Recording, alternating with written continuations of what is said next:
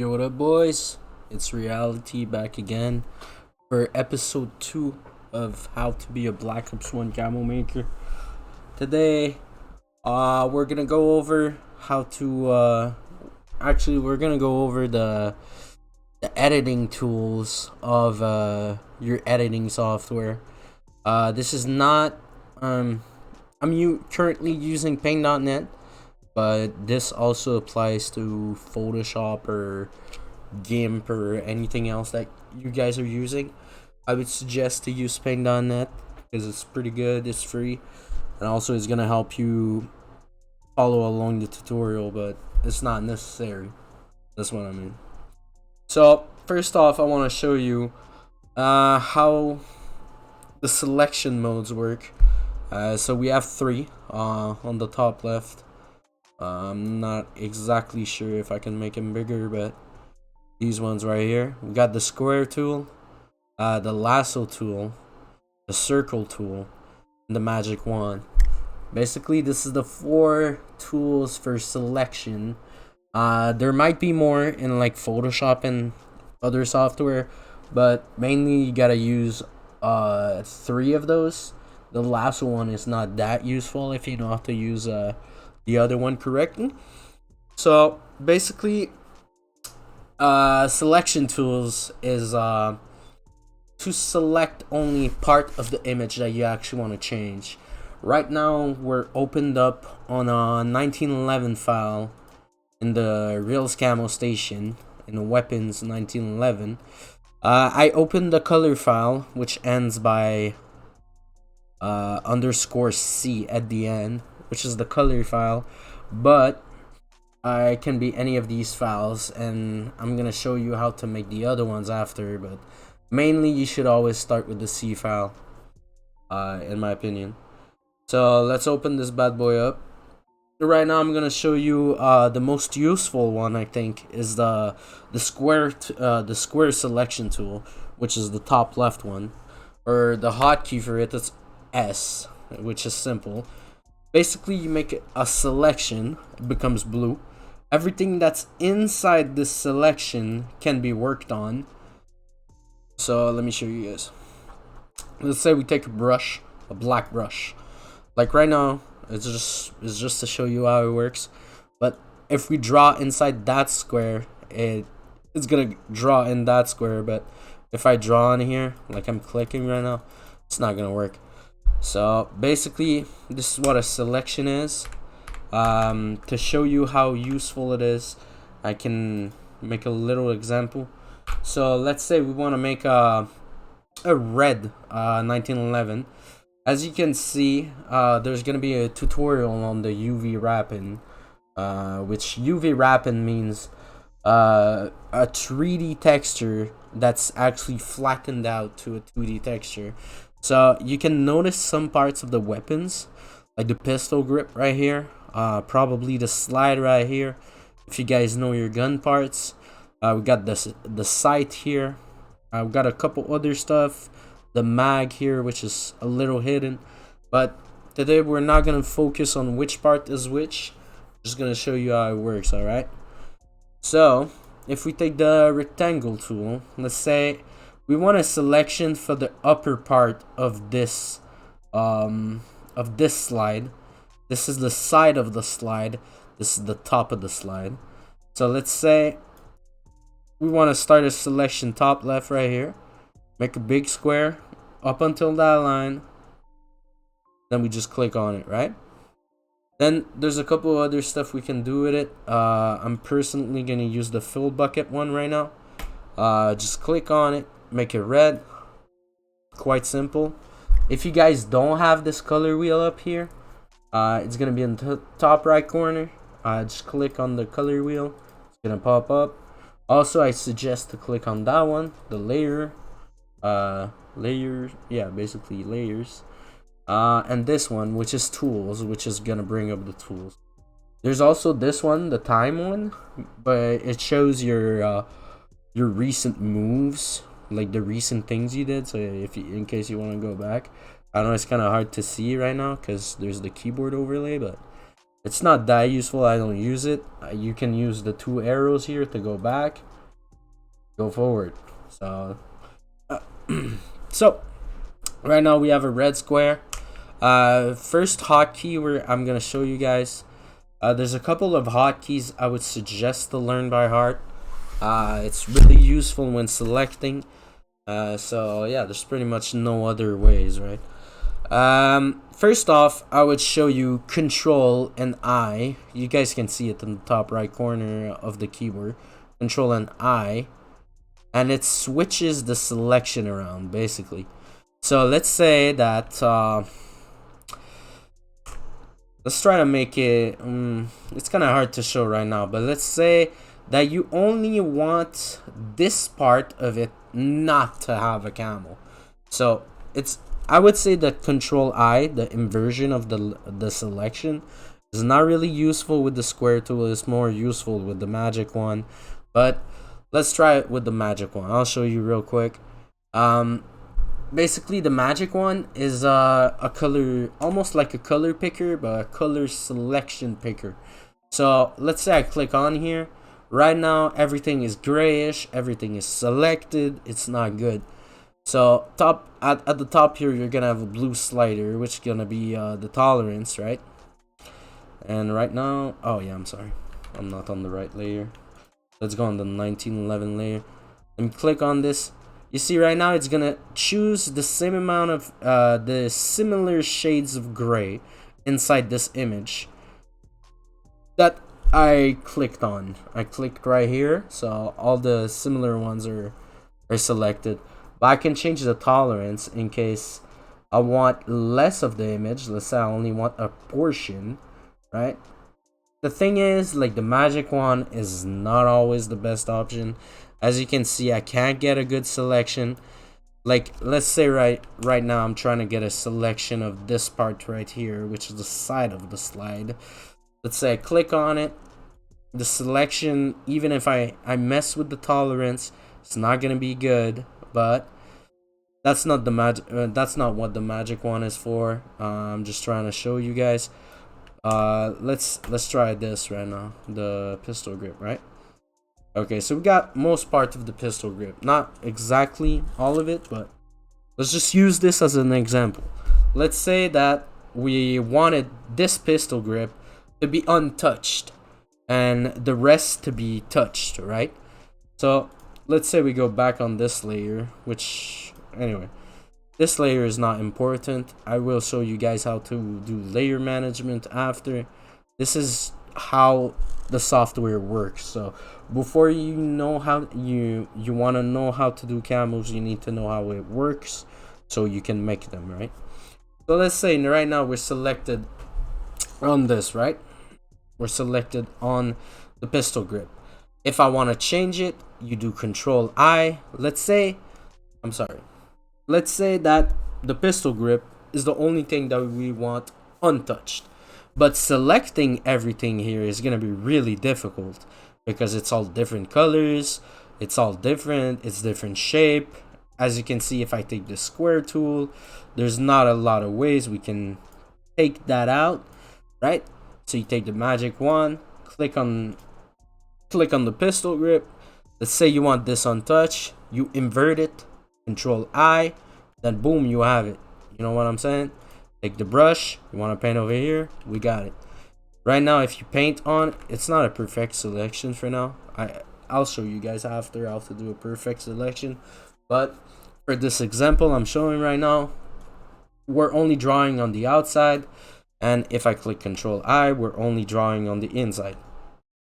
So also another thing that you guys need to know is, let's say that right now you are selected and you switch tools, you want to go do something else.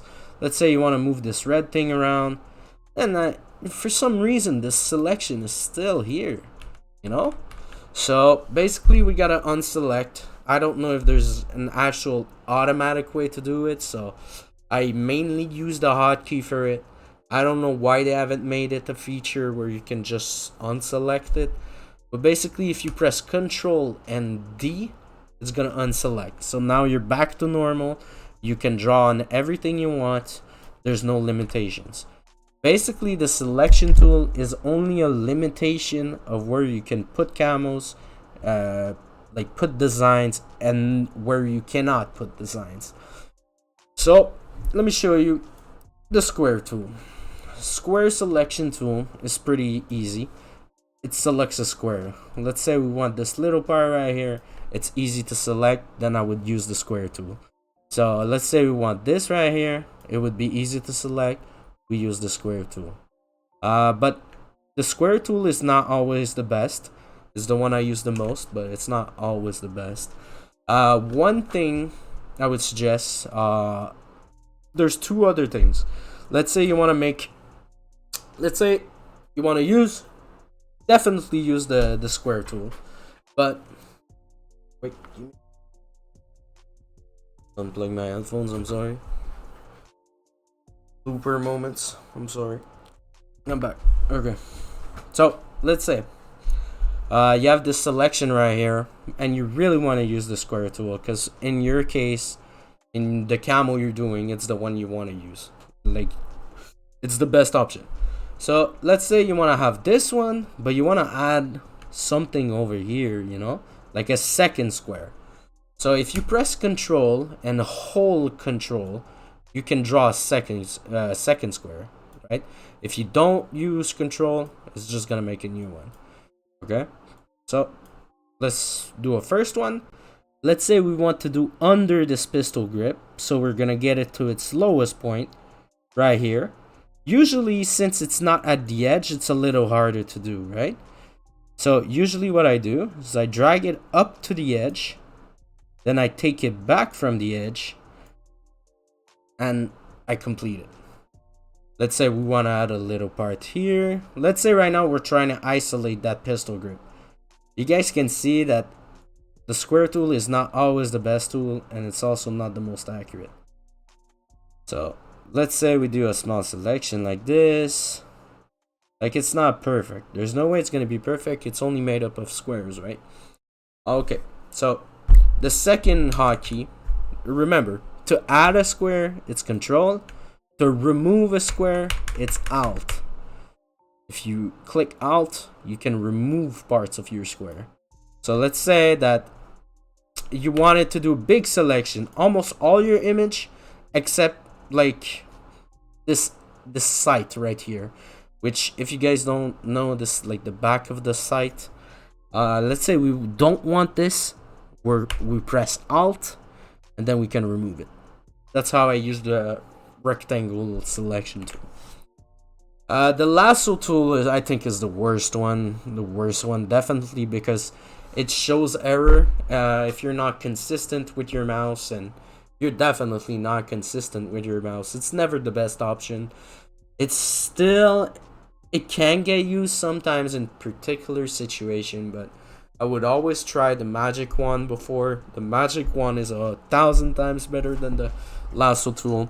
But basically, the lasso tool is you can make your own shape of selection, right? So let's say we wanted this. You follow along the edge. Stake it here. Follow along the edge. That's it. But if you look up close, like you see, I'm missing some parts here. Again, if you click hold Control, you can add. Shit, that's not even good, man.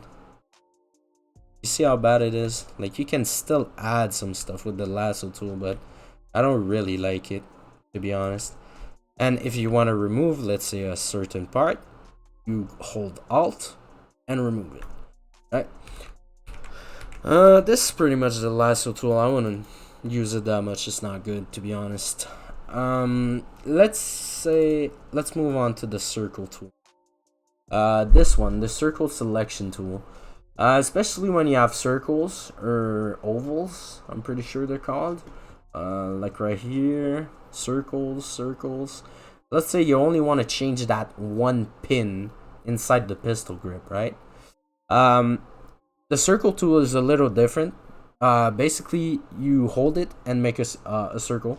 It can be an oval, it can be any shape, but it's a circle, right? So usually, let's say we try to make a circle, right? you're gonna see it's not really gonna fit. Like, it's gonna be really hard to make it fit.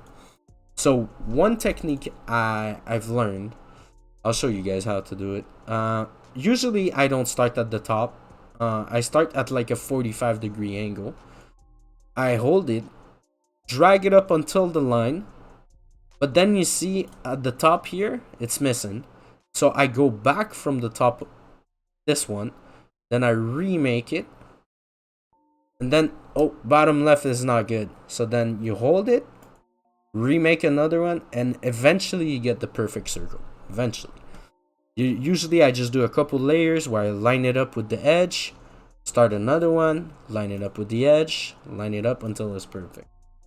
That's how I do it. Same thing again. Control I if you want to select everything else except that. Control D to unselect, of course. Basically, you might not know why I'm showing you the selections. I'll show you guys after, okay?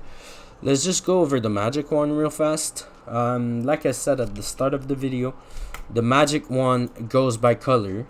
So basically, if you want to select a color, it's really easy. If you click on the color, if it's one flat color, it's really easy to select. But let's say when you get a couple of shades of gray, it's really hard. Usually I mess with the tolerance so it starts getting more perfect.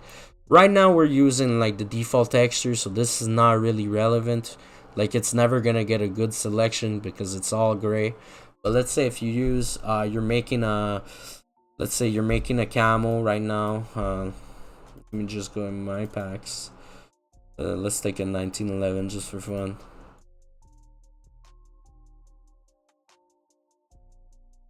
Take this one. Take my C file.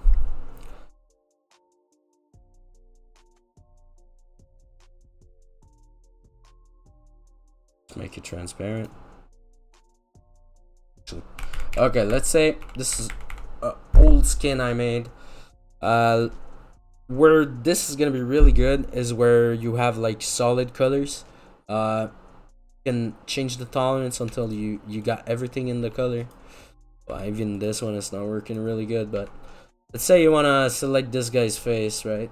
You can select parts of it, add some stuff, change the tolerance. The tolerance is basically how, you know, how strict it is with choosing colors, right? So let's say that when it has a wait, is it low tolerance or high tolerance? Let's check. Okay, low tolerance has less, more tolerance has more. Okay, so let's say that we make another square. Sorry. Okay. That, bro. Okay. Let's say we use the magic wand on this, right? Do you see that the less? Okay, right now I clicked on the reddest part of it. It's red to white. So the least amount of tolerance is gonna choose the ones that you see. I clicked here. You see the dot? I hope you see it. So I clicked here on the reddest part, right? The more tolerance I add, the more shades of red it accepts. So the more tolerance I add, eventually it's gonna select everything, which is not a good thing. You never, well, there's no point of selecting if you put it at 100. But let's say you can adjust it like this. This is like a good visual representation. Like, it goes by color. Basically, let's say we take this color wheel, right? We go from red. On a low tolerance, it's gonna take like these shades of red, which is like nothing. Then the more tolerance you add, it's gonna add these shades. Okay, so I don't know how to explain it better. Maybe there's another way to explain it, but it's pretty much how I would explain it for now. I think that's pretty much it for the selection tools. We're gonna move on to the bucket and the brush, which are the two other tools I use the most. So let's start off with making another layer. Like I said, let's just take our square selection tool. This does not matter. right now because I'm not like actually making a camo. I'm just showing you guys how to do it. But let's just select part of the skin, right? If I want to add, well, we actually don't even have to select. Let's take the brush. The brush is like a paintbrush, right? It's almost like a pen. There's two options. No, there's actually three, but the third one is useless. There's the size of it, which is chosen by the number of pixels. So the bigger it is on the screen, the bigger you draw. Usually there's no like set numbers. Usually you can just scroll wheel on top of this, and you can check. You can change the value with the scroll wheel. So let's say I go up, it goes smaller. Go up, it goes smaller. Go smaller. Let's say I want to make it bigger. You can check it, right? Yeah. You just have to drag a little downwards. You can see how big your circle is. Let's put a normal size right now. There's softness, which is called dureté right now because my paint is in French. Well, I'm gonna translate it for you guys. So basically, this is the roughness of your brush. This is a 75% brush. It's not rough. There's still a little glowy thing on the side. I don't know if you see it. It like feathers out. Basically, this is what it means, the softness. If we put it at 100, let me show you. It's just a straight line. If the pixels were not going over, it's a straight line. It's not there. It's just straight. Compared to these ones, the more left you go, the more glow you get around it. The more feather you get around it. So usually I use this a couple times, especially on the eraser tools. But when I want to make a soft gradient and I don't want it to be like a hard color, I just put it at the lowest actually, and you can draw like soft things on it. Like it's less precise. You can correct yourself. There's a lot more give on it. Usually I use 75, the normal one, when I'm trying to do camos, but there's rare cases where I use 0 to 20. I mean, I would never go over 75. There's no point, but I mean, it's how you like it. There's this one, which is spacing, which is just completely fucking stupid, not gonna lie. I don't know why you would want to do this. It's basically, it puts, like I'm holding it right now, it just has a delay on it, right? The more left, the more compacted. I don't want, like, when you're trying to draw a line, do you actually want to see this? Nah. So usually I just keep it at 15. The default, I don't. That's what I would suggest, to be honest. By the way, if you want to change the color of your brush, you can click top right for the color wheel so it shows up. Choose your color, paint on it. Pretty simple, pretty easy. Yeah, that's pretty much it for the brush, not gonna lie. I'm not exactly sure if there's like custom brushes and shit, but to be honest, I pretty much use the normal one and it's been fine for me. Let's make some random lines right now. Let me just show you the eraser tool. So the eraser tool is the same thing. It has a radius. It's a big circle, like the brush, but it's to take out stuff. Basically, it takes out stuff on this particular layer, the one that's selected. If I click on the 1911 layer, then I can remove the 1911. But for the layer 2, I only have the paintbrush on here. You guys can see it. I can remove the paintbrush.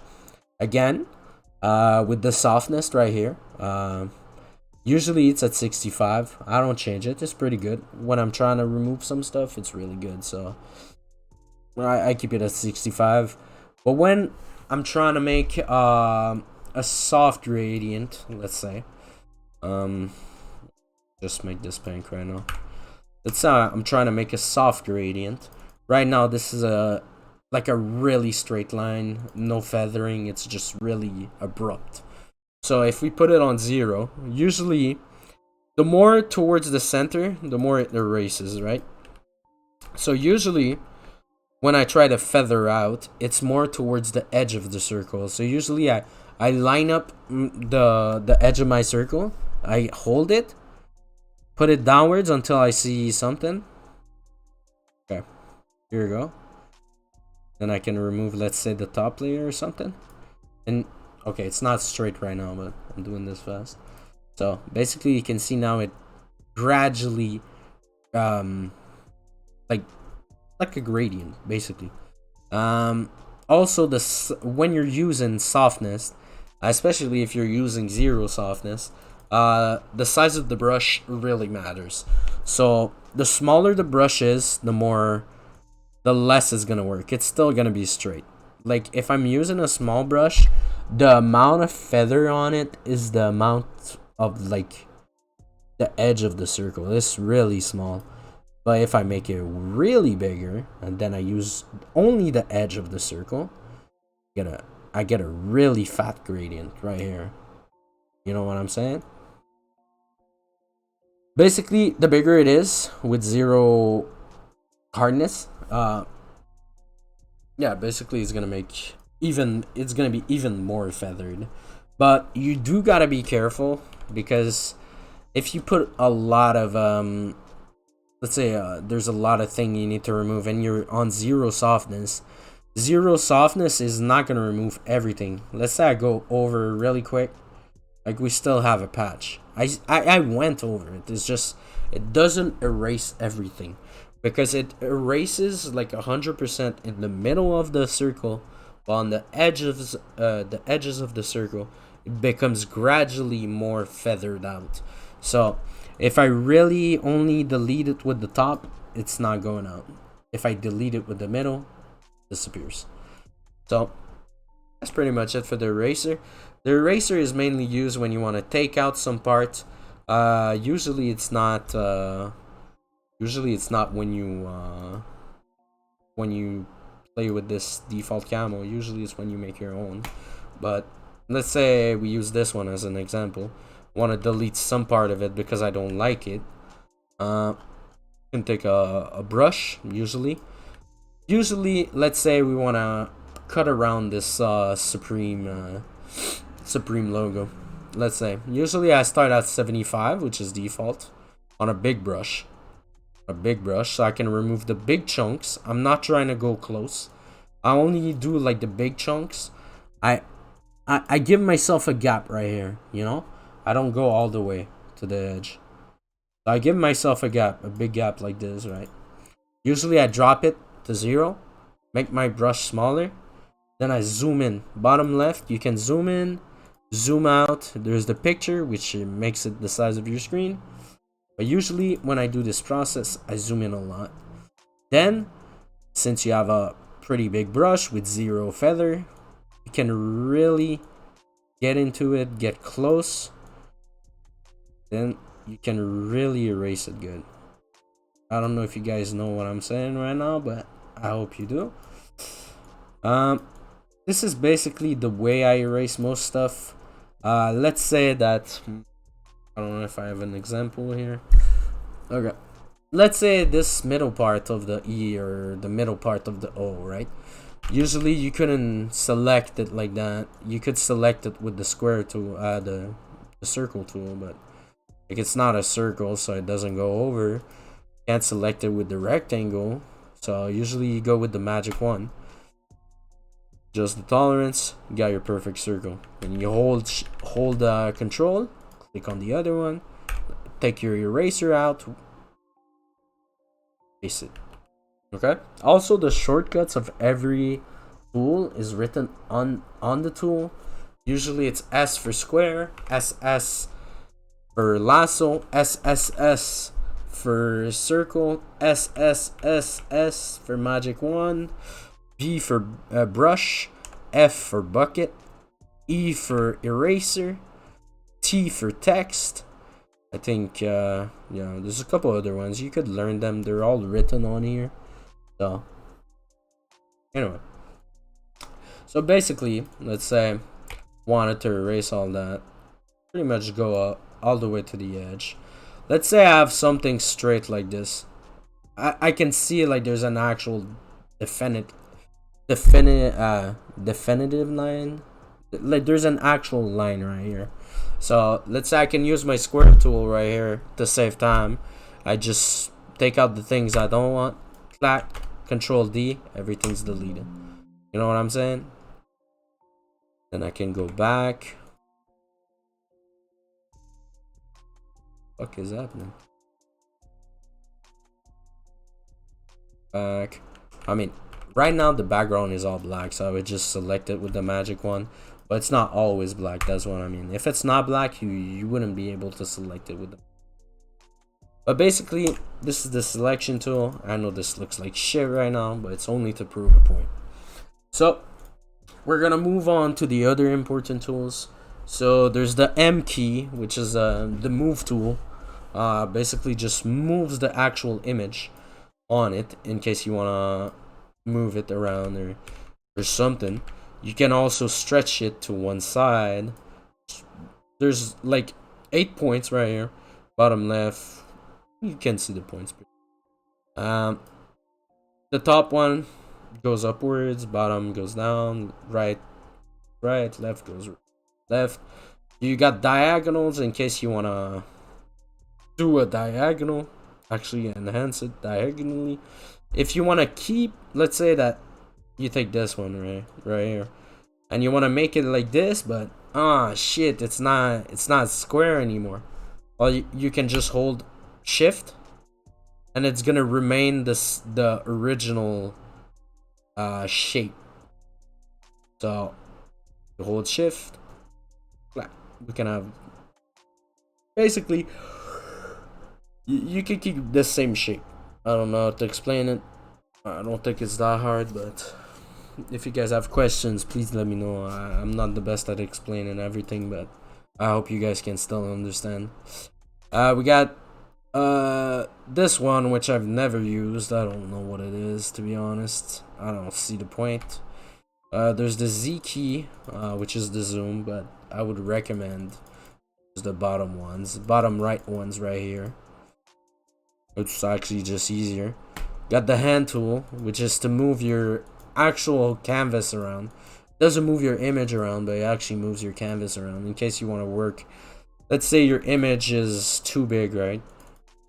Then let's say you want to just move around and it's not a good thing, right? Let's say we actually make it a decent size. Let's say you see your photo is going outside. You can use the hand tool to actually reach over to the corners and actually edit your image. So that's one thing. I never use it though, not gonna lie. We got a gradient thing here. I'm not exactly sure how it works. I've actually never. Well, actually, it's not bad. Well, you can choose your two colors here. It makes a gradient. I guess the way you angle it, yeah, it's with your mouse. I actually did not know that. I just learned that. That's pretty cool. Let's say that most part of your weapon. I'm sorry. Let's just make it blue. Let's say your whole weapon is blue right now, except this part. Which I'm gonna delete. Yeah, except this part. On another. Okay, let me just show you what the color picker is, right? So let's say, oh no, let's actually show you in a good way. Sorry. Let's say that on this image, like it's a random image, I really like this color blue, like this exact shade of blue.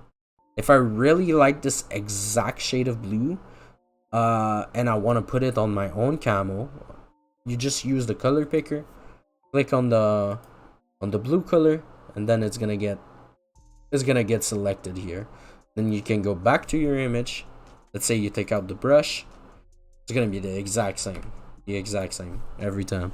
So that's the color picker. It's really clean when you're trying to keep a color theme or an aesthetic. If you really like a color from a photo or something, let's say you took a photo at the beach, you really like the color of the sun or something, you can take that photo, put it in Paint.net, click the color picker tool, and put it on your own photo. So I think that tool is pretty great. I've never used the crayon. I don't know, the pencil, I guess. I've never used that. What is this one? What's the name?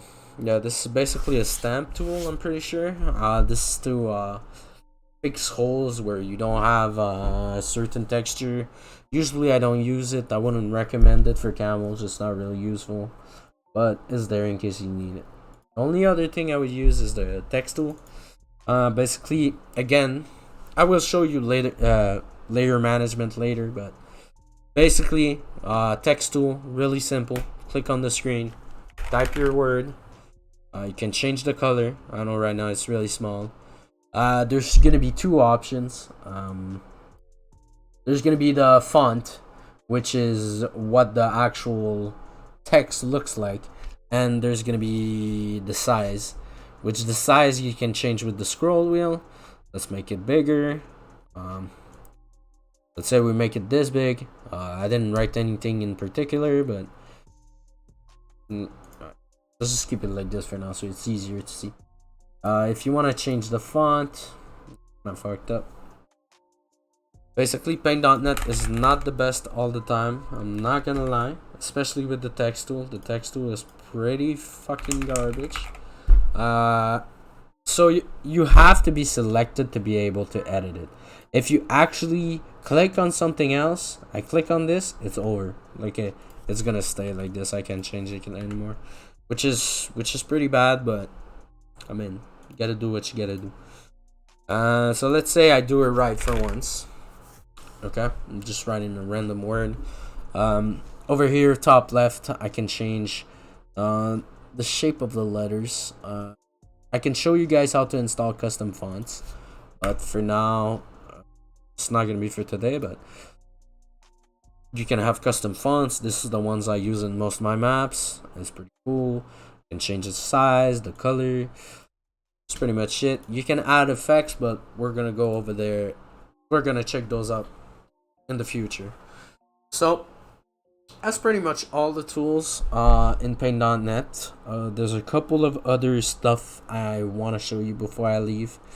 Right now I think everything in the tools section is primarily explained. Most of it I showed you what I used. There's no way to know, like, you could use some tools I don't use.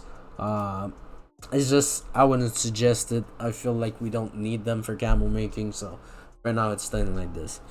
So up top we got a couple of tabs. I will translate them.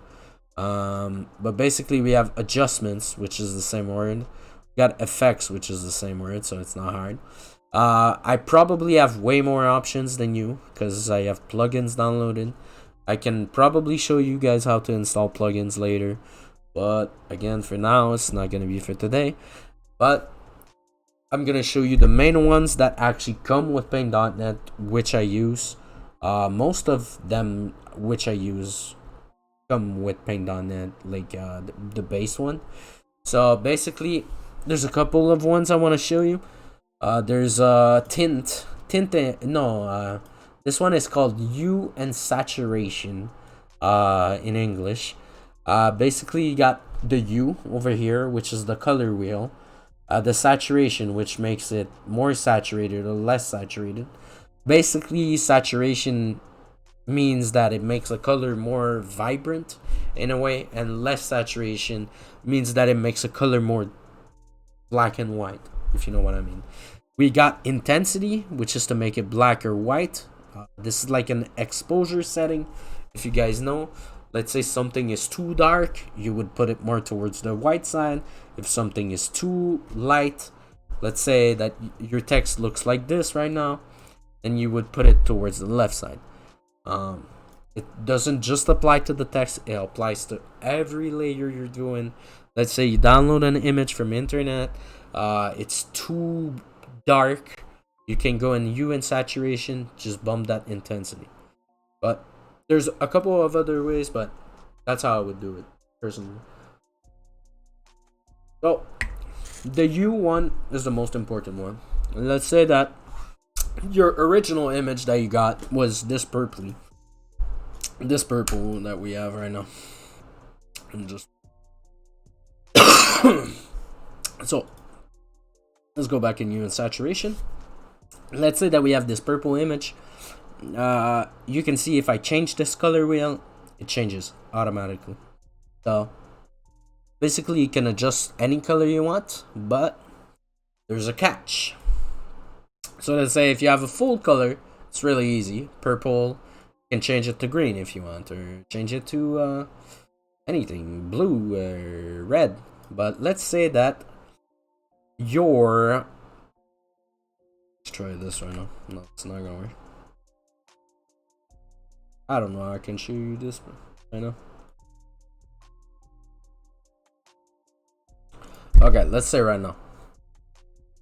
Let's put 2 different colors on it. Let's just disable the text. I'm gonna show you this gradient layer. Let's say that it comes to be a problem when you have 2 colors. If it's the full text, this one, it's easy to change. It's 1 color. But if it's 2 colors or more, you get fucked. Because hue and saturation, when you're gonna change the tint, is gonna change both of them. Let's say you only wanted to change the blue one.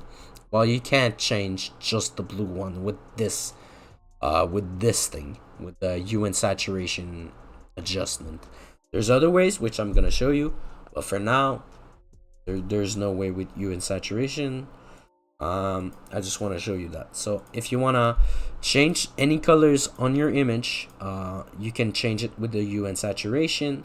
Let's say that your image is almost, let's say it's dark. No, it's bright, but it's blue, but it's not blue enough. Turn up the saturation every time. Sometimes you won't need to touch this. I'm just saying this in case you guys need to adjust your image. This is the primary one. There's a other one I want to show you, which is tint. So we're gonna make another layer with text, but we're actually gonna make it white this time. I'm gonna show you the problem with white text, and there. Let's say we have white text, and this is a problem, and this only applies to white. It doesn't have to be a text. It can be any image, but it only applies to white. So let's say that we want to make this white color a blue color. If I go in hue and saturation and I drag it to the blue side, well, nothing changes because there's no saturation. There's no color in the white. Yes, I know technically white is red, green, and blue. I know that.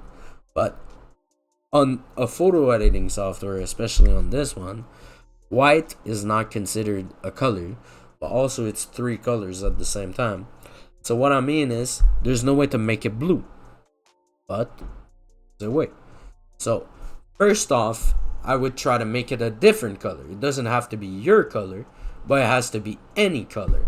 So adjustments, by the way, these might not be in the same order. You might have to look for them. But this one, temperature and tint. Click on that one. And we have temperature and tint. Temperature is basically the temperature of an image. It's basically calculated by basically the color of the light. The color of every light have a Kelvin level, a Kelvin degree. I don't know how you say it, but basically the lower it is, the redder it is, the higher it is, the bluer it is. So in a way, you can change the temperature. So let's say we want to make it blue. Then it works. We can change the white to blue. But let's say we wanted red. We got orange, we got yellow. Usually I don't touch this tint one because it just basically just makes it more yellow. I just don't touch it usually. But let's say we wanted red. Right now we have a problem. We made a yellow text. There's no way to make, throughout this whole wheel, there's no red. So, fuck it. We click OK. You know what? We go back in hue and saturation, and then, oof, we can change it to red. Right here is red. One other thing, like I said before, sometimes it's not saturated enough. It's not enough red. Like right now, it's like almost orangey. So you take the saturation one, poof, becomes red. That's what I'm saying. So basically we save it like this. Now we have a red text. So this is the two most important ones. I would say every time you have a color, use the hue and saturation one. Every time you have a white color, use the temperature, save, and then use the tint. The hue and saturation, I'm sorry. There's a couple other stuff I need to show you guys. I want to show you guys the levels. So in case an image is too dark or anything, that's what I would actually do if an image is like too dark or too light. Let's say we wanted to make an image darker or lighter. Let's actually use this. Okay, let's make a white background. Okay, let's go in curves. Let's actually use this one, I'm sorry. Okay, so adjustments, curves. There's always two. Sometimes there's two. It's the default one with the name, the shortcut command here. So usually you click on here. This is gonna be a hard one to explain. I don't know if you guys ever seen a graph like this. It's not hard to understand, but basically in every image there's highlights and shadows. Basically highlights are the widest part of the image and the shadows are the darkest part of the image. Basically the contrast is the relation, the difference between the highest white point and the lowest black point. So in a way, with this curve, we can change how dark it is and how bright it is. So at first you have a normal line, a straight line, as this is the normal lighting mode, right? If towards the bottom is going to be the shadows. So from the center up to this bottom of the line is going to be the shadows, and from this center to the top of the line is going to be the highlights. So let's say that we want to make the shadows darker, then we actually have to drag it downwards. Not on the right layer, I'm sorry. Okay, do it again. Okay, let's say I want to make the shadows darker. You're gonna see the image is gonna get darker, but the white part are gonna stay the same. They're gonna change, but not too much, you know. So we only change the black part of the image. Let's say the shadows are too dark, we can't see shit, and we actually put it up. But you see, if we actually have both on the same side, then we lose contrast. This is like too white, it's almost washed. So usually you always try to compensate it by going the other way on the other one. Right now it looks like fucking jack shit, but usually on an image, usually you would want an S curve like this or an S curve like this. Okay, so what I would do, so basically you want to make your image darker, take this point, put it downwards. You want to make your image lighter, put this point, put it upwards. But always have that S curve. If you don't have that S curve, I mean, you don't necessarily have to have that S curve. You only want to change the shadows, you can. It's just the more you change this one, the more this one is gonna look weird. So usually you try to compensate with the other. Never go too dark, never go too light. You can change it by going to the right side. Let's say let's make a new point. If we can also go to the right side, which actually makes everything darker, even the top one. Or we can actually go downwards, which pretty much only makes the shadows darker. But there's always that curve. There's always that curve. So usually you try to compensate it. Right now it's not looking good on this particular image. But again, I'm only showing the concept of making the image lighter or darker. In adjustments, which other one I use? Luminosity and contrast. Usually I do it with levels. You guys don't have to do it with levels, but this is another technique also. If you want to actually up the brightness, this is luminosity, which is probably called brightness in English. Just put it up. But the thing is, you see, it becomes washed. Everything becomes bright. So it almost becomes white, which is not a good thing. We want to have contrast. If there's no contrast, there's no definition. there's no definition, it's a shit camo. Basically, you gotta see the curves, you gotta see the indents in the gun so you can see its actual shape. You don't want it to be all black and then you don't perceive the shape because it's just black pixels or white pixels. There's nothing. There's gotta be black and white so it looks good. Like there's gotta be always two colors, one color and a complementary color. Always. If it's one color, it's gonna look out one color. It's gonna look like shit. You're gonna lose contrast. You're gonna lose depth. You're gonna lose a lot of things. So basically, the second option here, we have contrast, which actually enhances the contrast between the lightest part and the darkest part. The darkest part become really dark, the lightest part become really light. And if I go the other way, it's the opposite. The darkest part become light, the lightest part become dark. So in a way, it just looks like shit. So you gotta find a right balance of where you want your image to be. Basically. Usually you don't even use this image right now. Usually you just patch over. So let's say you patch over why can I not fucking do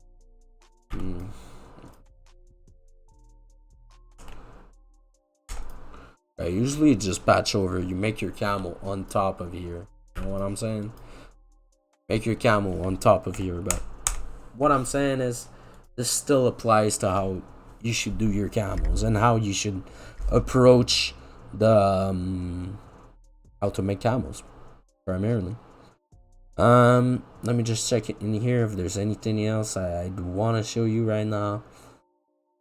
I'm pretty sure this is gonna be it. Again, there's gonna be a lot more tutorials. This is just to show you guys how to use the tools, especially in a situation where you actually need them. This is also a starter guide. As soon as I'm gonna show you how to make actual camos, you're gonna see how I use the tool.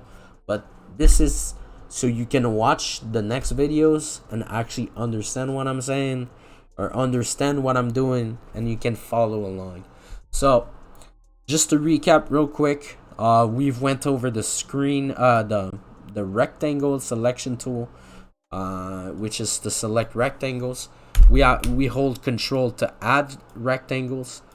We hold alt to remove rectangles. For all the selection tool is the same.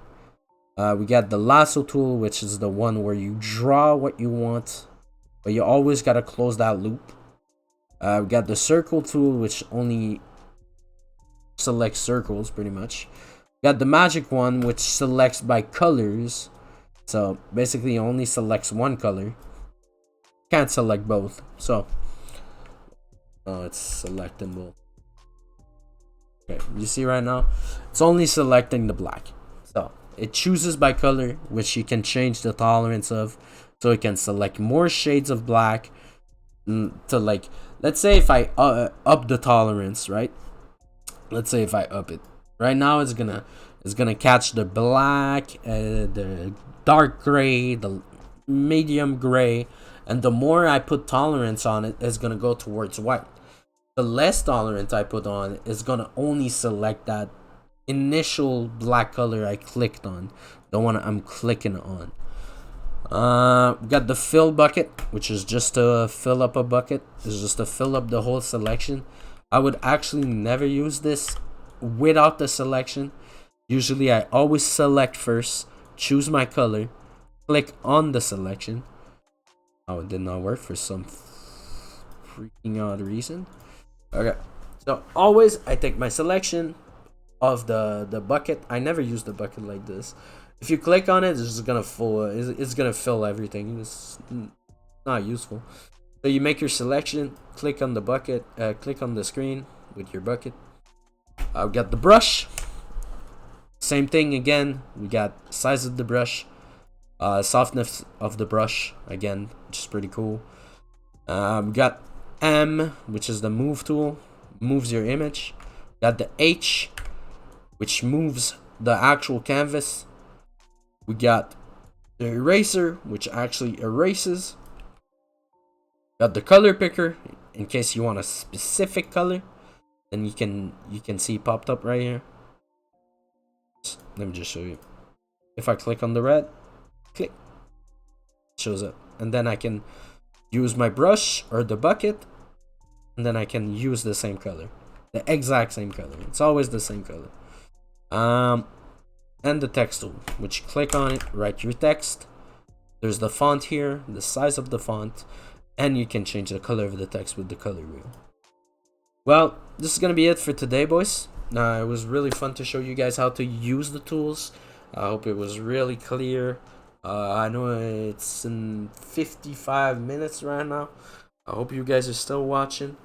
There was a lot of information that was given. Again, we still didn't make camos for today, but this is gonna help you learn the basics of how to use photo editing software so you can actually make your camos. So if you've listened through all of this, you already know a lot. Right after that, we're gonna show you how to make camos, and we're actually gonna go in depth, use the tools, and show you. Anyway, I hope you guys have a great night. I think in the next episode, I have a couple of other stuffs I gotta show you. I think we're gonna go over the layer modes. The layers. I'm sorry. How to layer manage. We're gonna go over the blending modes, which are these, which makes cool effects. We're gonna go over opacity. We're gonna go also over. We have to go over the how the files work, because every camo has multiple files. Take a random one, 1911, like we did. There's multiple files. They all have a different purpose. They're all made the same, but I'm gonna show you guys how they work. And then the episode after that, we're probably gonna start making camos. If you guys have any requests of any specific camos you would want me to show you how to do, feel free to ask me. It could be anything, from anything in the game. I don't mind. As long as you guys are learning, I'm happy with that. So this is gonna be it for tonight. Have a great night, guys. Ciao, ciao.